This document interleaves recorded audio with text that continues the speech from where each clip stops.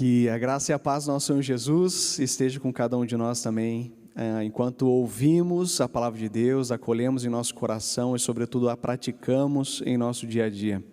Amém. Inspirado pela mensagem da semana passada, pastor Jackson trouxe uma palavra a respeito do Salmo 23. E o Salmo 23, ele nos aponta fortemente para quem Deus é.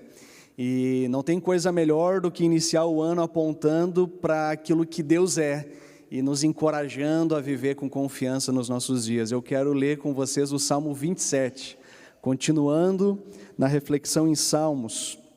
Quero ler com vocês o Salmo 27, todo ele, que possa também nos inspirar confiança, inspirar coragem no ano de 2023. Salmo 27 diz assim: O Senhor é a minha luz e a minha salvação, de quem terei temor? O Senhor é o meu forte refúgio, de quem terei medo? Quando homens maus avançarem contra mim para destruir-me, eles, meus inimigos e meus adversários, é que tropeçarão e cairão. Ainda que um exército se acampe contra mim, meu coração não temerá. Ainda que se declare guerra contra mim, mesmo assim estarei confiante. Uma coisa pedi ao Senhor, é o que procuro, que eu possa viver na casa do Senhor todos os dias da minha vida, para contemplar a bondade do Senhor e buscar a sua orientação no seu templo. Pois no dia da adversidade, Ele me guardará protegido em sua habitação. No seu tabernáculo me esconderá e me porá em segurança sobre um rochedo. Então triunfarei sobre os inimigos que me cercam. Em seu tabernáculo oferecerei sacrifícios com aclamações, cantarei e louvarei ao Senhor. Ouve a minha voz quando clamo ao Senhor, tem misericórdia de mim e responde-me. A teu respeito, diz o meu coração, busque a minha face, a tua face, Senhor, buscarei. Não escondas de mim a tua face e não rejeites com ira o teu servo. Tu tens sido o meu ajudador. Não me desampares nem me abandones, ó Deus, meu Salvador. Ainda que me abandonem pai e mãe, o Senhor me acolherá. Ensina-me o teu caminho, Senhor. Conduze-me por uma vereda segura, por causa dos meus inimigos. Não me entregues ao capricho dos meus adversários, pois testemunhas falsas se levantam contra mim, respirando violência. Apesar disso, essa certeza eu tenho: viverei até ver a bondade do Senhor na terra. Espere no Senhor, seja forte, coragem, espere no Senhor. Até aqui o Salmo de número 27. Eu não tenho dúvida, pelo menos na minha vida, de que os últimos anos foram anos em que eu chamei de, ativamos o modo sobrevivência. O que é o modo sobrevivência? O modo sobrevivência é um modo de viver onde a gente reserva a maior parte da nossa energia para lidar com as circunstâncias adversas que nós temos diante de nós. Nunca antes experimentamos realidades em que não tínhamos o mínimo controle sobre as circunstâncias.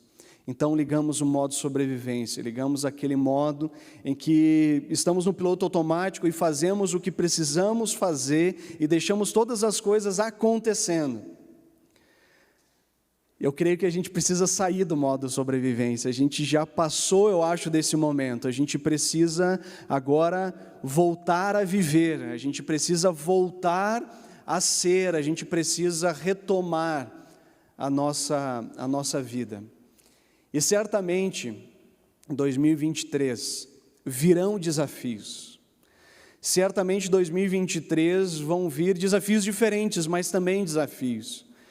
Certamente, em 2023, virão situações em que igualmente não controlaremos.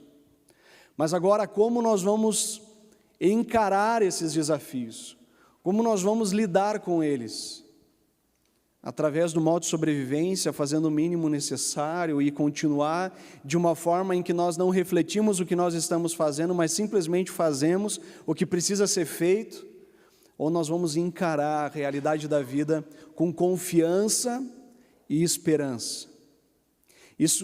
Lidar com a vida com confiança e esperança não significa que tudo vai dar certo, não significa que nós vamos realizar tudo o que planejamos, mas significa que algo maior do que nós mesmos e que o nosso próprio plano é o que nos guia, é o que nos fortalece, é o que nos conduz.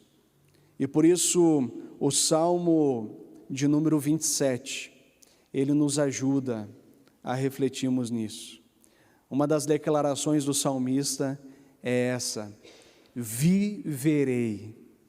Essa é uma declaração de fé. Diante de tantas circunstâncias que ele coloca aqui, muitas circunstâncias difíceis, circunstâncias que de repente nós nem imaginamos o quão difíceis são, porque nós nunca estivemos numa guerra, eu acho. Se alguém enfrentou aí alguma guerra, realmente uma guerra física, e ele estava nessa situação, mas ele diz: viverei. Essa é uma declaração. Ele diz aqui, numa das declarações que ele diz: no dia da adversidade, viverei. No dia em que os inimigos acampam o seu exército contra mim, viverei. No dia em que declararem guerra contra mim, viverei. Essa é uma declaração, e sobre essa declaração nós queremos refletir. Viverei é uma declaração de fé. Mesmo dos desafios na vida, a nossa declaração é: eu escolho viver. Eu escolho não passar por essa vida. Eu não escolho apenas sobreviver. Todos nós somos um sobrevivente da pandemia. Nós queremos viver, e viver bem, e viver com fé, e viver com esperança. Essa é a declaração do salmista. O salmista, ele demonstra uma confiança que nós queremos tentar entender. Que confiança é essa que o move? Porque as declarações do salmista são quando os seus inimigos avançarem contra ele, mesmo que um exército acampe contra ele, como se ele tivesse cercado e um grande exército acampado, esperando para atacar, ainda que seja declarado guerra contra ele, o que ele diz? Ainda assim confiarei. Que confiança é essa que o salmista tem? Que confiança, que segredo dessa confiança em tamanha adversidade ao seu redor. Como ele caminha com a cabeça erguida, como ele caminha com os olhos esperançosos, como ele consegue declarar esperança diante de tamanha adversidade ao seu redor. Que segredo é esse? É que nós queremos olhar nessa manhã. 3 possíveis razões dessa confiança de Davi, que eu compartilho com os irmãos. Primeiro, Davi, ele tinha uma experiência. Nós vamos falar sobre isso. Davi, ele tinha confiança no dia da adversidade porque ele tinha uma prioridade. A gente vai falar sobre isso. Davi, ele tinha confiança no dia da adversidade porque Davi, ele tinha uma esperança que o movia. Davi tinha uma experiência. Davi, ele não confiava porque ele tinha reflexões teológicas profundas a respeito de Deus. Davi, ele não tinha uma confiança porque ele tinha teorias a respeito de quem Deus é. Davi confiava porque Davi tinha uma experiência com Deus. Davi tinha um relacionamento com Deus. Por isso ele faz essas declarações no início: o Senhor é a minha luz, o Senhor é a minha salvação e o Senhor é o meu forte refúgio. Só quem passou por dias de escuridão é que sabe o valor da luz. Só quem foi resgatado de uma prisão, de um aprisionamento, sabe o significado de ser resgatado, de ser salvo. Só quem passou por uma insegurança tremenda sabe o que é estar num lugar seguro. Davi, ele passou por dias de escuridão. Davi passou por angústias na sua alma. Davi passou por circunstâncias que ele não poderia imaginar passar. Por exemplo, uma das circunstâncias que eu mais me impressiono com o Davi é quando ele, já no ápice da sua liderança como rei, no ápice da sua figura nacional, a sua figura como governante, ele é perseguido pelo próprio filho. E quem sabe quando você lê isso nas linhas das Escrituras, você pode se perguntar, mas Davi não tinha liderança suficiente, não tinha força suficiente para enfrentar o seu filho? Tinha. Mas Davi o faz por amor ao seu filho. Ele deixa o seu palácio e ele caminha em direção a esconderijos, a cavernas, por amor a seu filho. E uma das primeiras coisas que ele pergunta, depois dos confrontos que houveram com o seu filho, a primeira coisa que ele pergunta é: e o meu filho está vivo? E, infelizmente ele morre em batalha.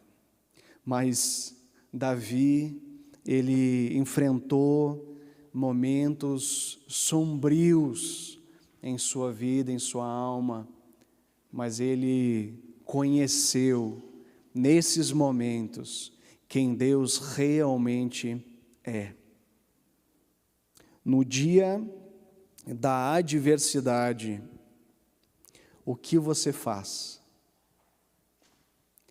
No dia da adversidade, para onde você corre? No dia da adversidade, qual é a sua atitude?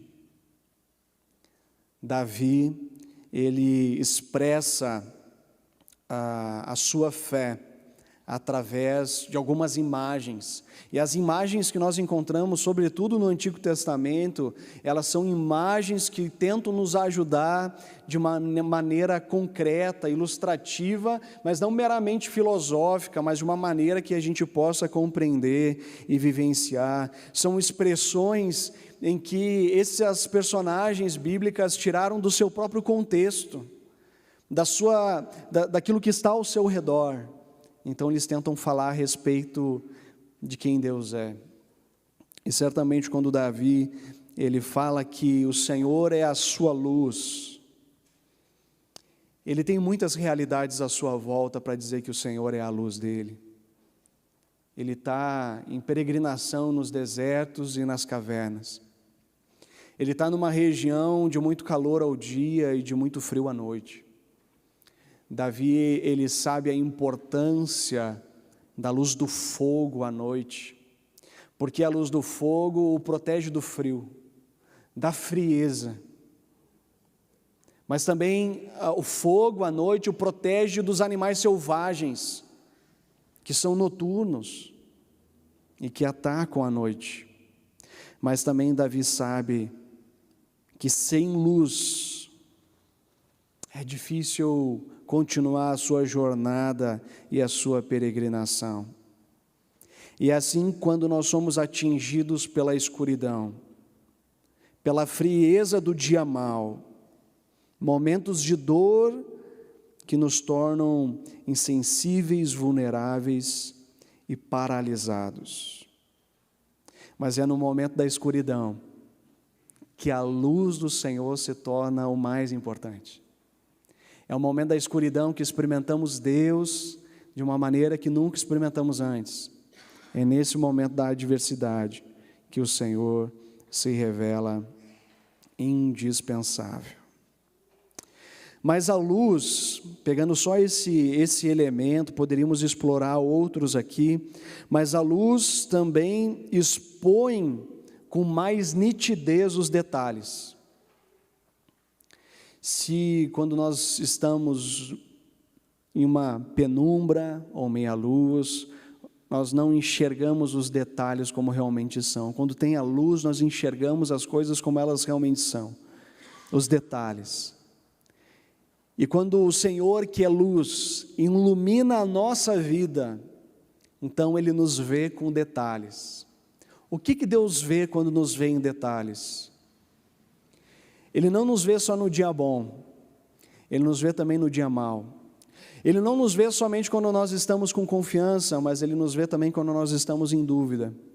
Ele não nos vê só quando estamos no dia com esperança, Ele nos vê no dia que nós estamos desesperados.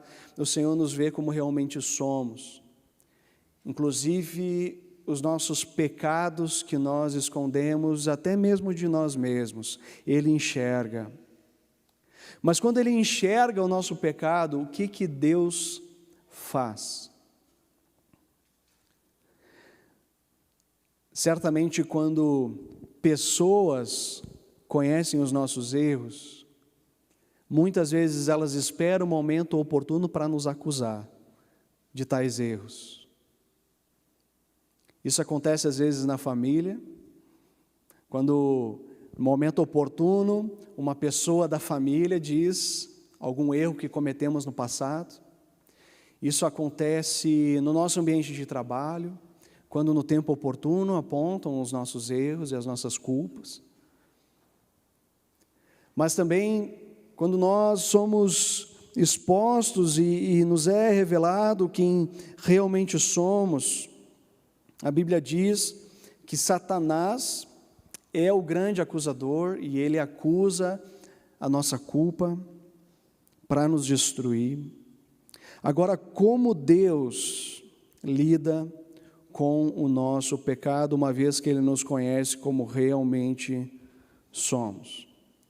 Olha só o que esse mesmo salmista fala em outros textos. No Salmo 40, o salmista diz assim: como é feliz o homem que põe no Senhor a sua confiança. Uma declaração mais uma vez de fé. Pois incontáveis problemas me cercam, as minhas culpas me alcançaram e já não consigo ver, o meu coração perdeu o ânimo. Agrada-te, Senhor, em libertar-me. Um Deus que recebe, mesmo quando nós estamos nessa condição como salmista. No Salmo 31, o salmista diz: exultarei com grande alegria por teu amor, pois viste a minha aflição e conheceste a angústia da minha alma. Ele se alegra, porque Deus o enxerga como ele está. Mas o que Deus faz quando Ele enxerga como nós estamos? Olha o que diz o Salmo 10. Mas tu enxergas o sofrimento e a dor, observa-os para tomá-lo em tuas mãos. Deus enxerga a nossa dor, não para nos acusar, não para nos condenar. Ele observa a nossa dor para tomar em suas mãos. E a maior concretização desse ser de Deus é a pessoa de Jesus. Jesus não veio, como Ele mesmo diz, eu não vim ao mundo para condená-lo, mas para salvá-lo. Porque aquele que não o conhece já está condenado. Por que Jesus diz isso?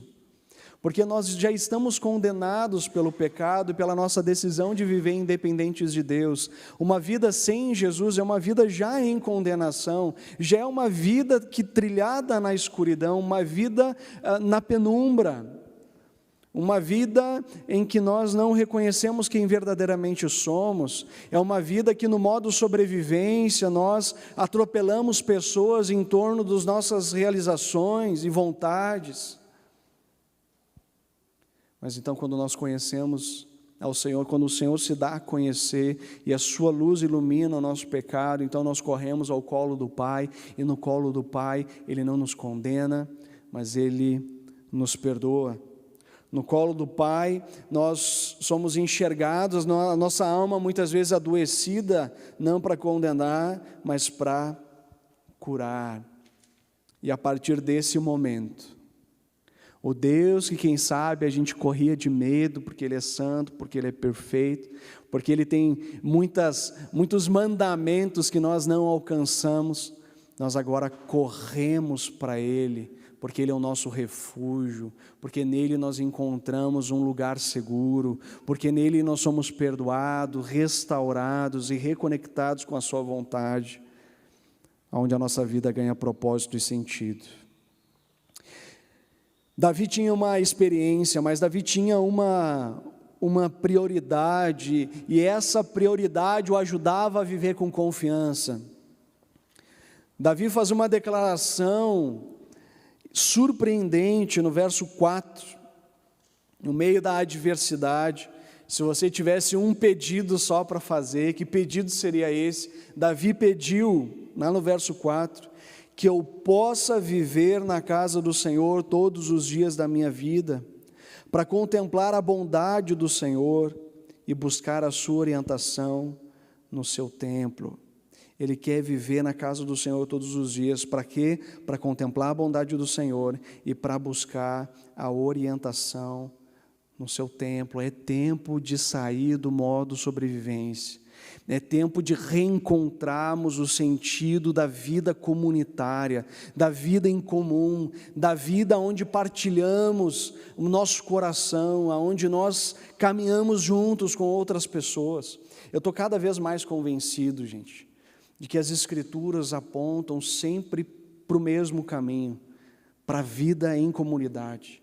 Eu estou cada vez mais convencido que nós, no Ocidente, falando de Brasil, nós somos muito mais orientados por uma cultura ocidental, uma cultura individualista, do que por meio das Escrituras.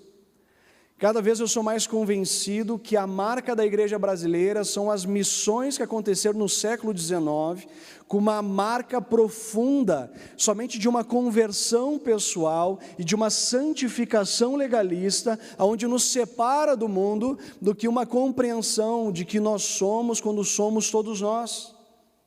De uma compreensão em que o próprio Jesus ora por nós, para que nós sejamos um, e quando nós formos um, nós seremos como Cristo no Pai.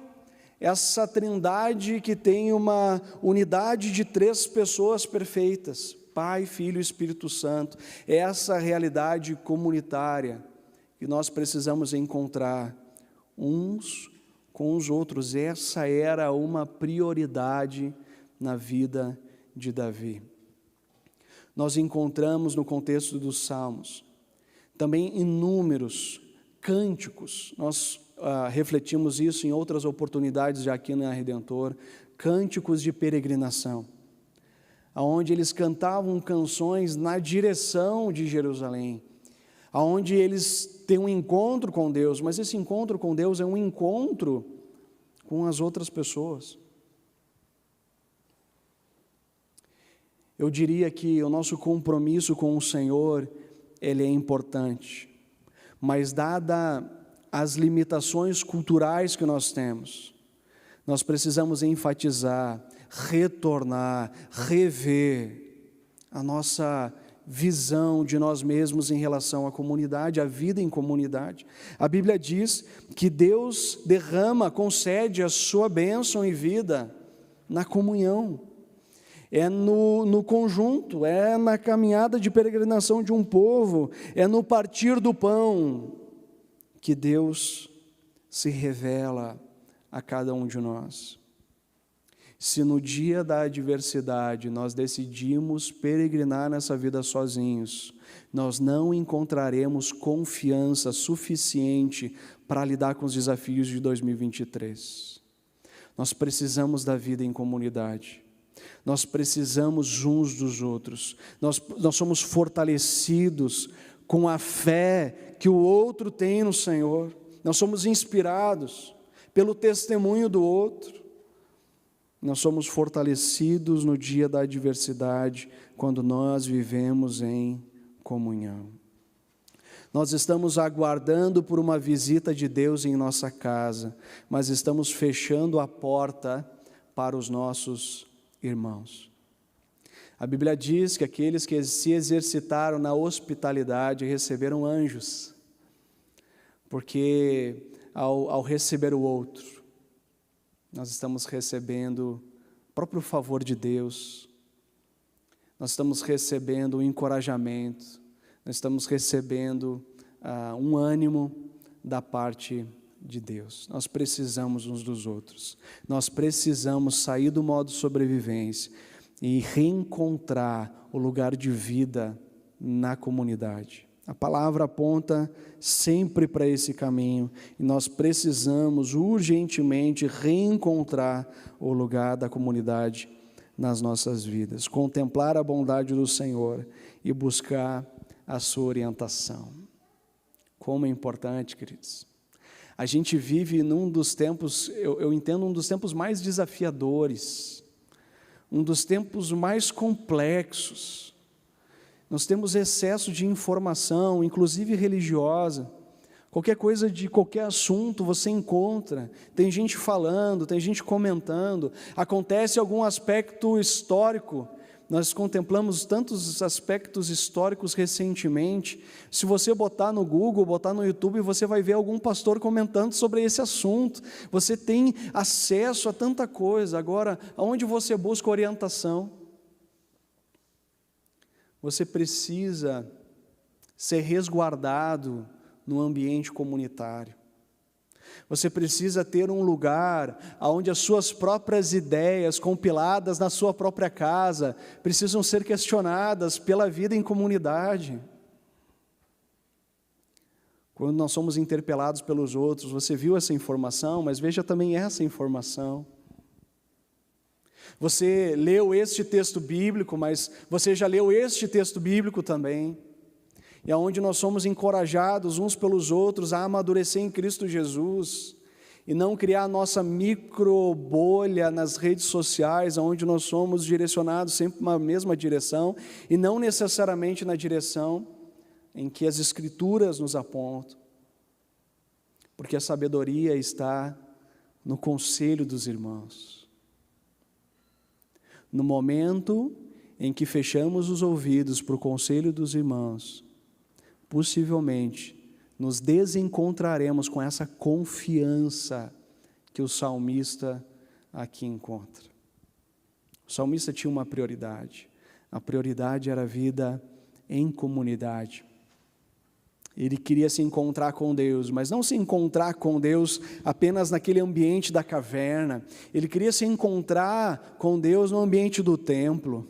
Não porque Deus habita em templos construídos por mãos humanas, porque lá existe um povo que o ama, um povo que o adora, um povo que busca a sua verdade, um povo que quer seguir a sua vontade. E somos encorajados, não somente pelo nosso coração de maneira individual, mas somos encorajados uns pelos outros a viver em comunhão e a buscar a vontade de Deus, ainda que seja cada vez mais difícil viver a vontade de Deus no contexto da nossa sociedade. Última razão que eu destaco hoje a respeito da confiança de Davi. Davi tinha uma esperança. Gente, quando morre a esperança, nós morremos ainda com os nossos olhos abertos.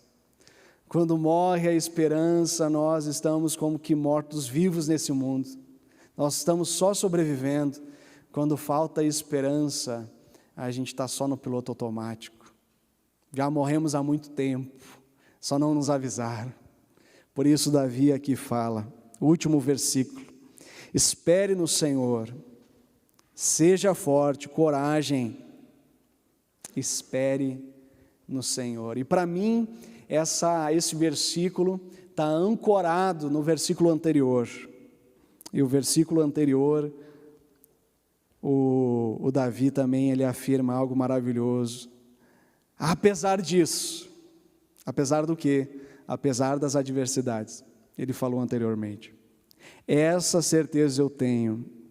Gente, essa certeza eu tenho. No meio da adversidade, no meio das dúvidas, no meio da dor, eu dizer, essa certeza eu tenho. Que certeza é essa? Viverei, não sobreviverei, viverei até ver a bondade do Senhor na terra. Viverei até ver a bondade do Senhor na terra. A esperança cristã, ela não é uma esperança passiva. A esperança cristã não é uma experiência onde nós ficamos apenas aguardando. A esperança cristã é uma esperança ativa, é uma esperança intencional. Nós nos movemos debaixo, como se Deus e a esperança que Deus nos concede fosse uma grande carreta na estrada. E nós vamos peregrinando atrás desse vácuo da carreta, nós nos movemos na direção do que Deus está fazendo. A esperança que Ele coloca nos nossos corações.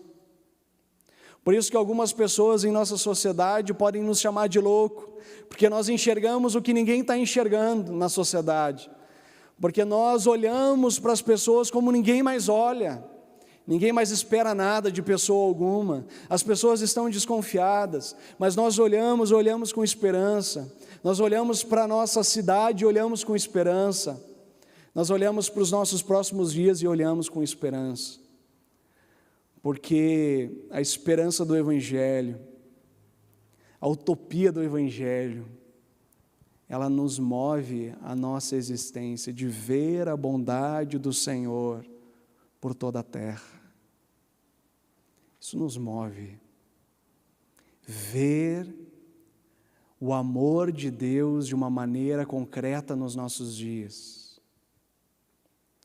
Ver o enlutado sendo consolado pelo Senhor. Ver a pessoa desiludida com a vida, reanimada com esperança. Ver a pessoa que já tentou desistir da sua própria existência, agora olhando para a vida com esperança e encorajando outras pessoas à sua volta.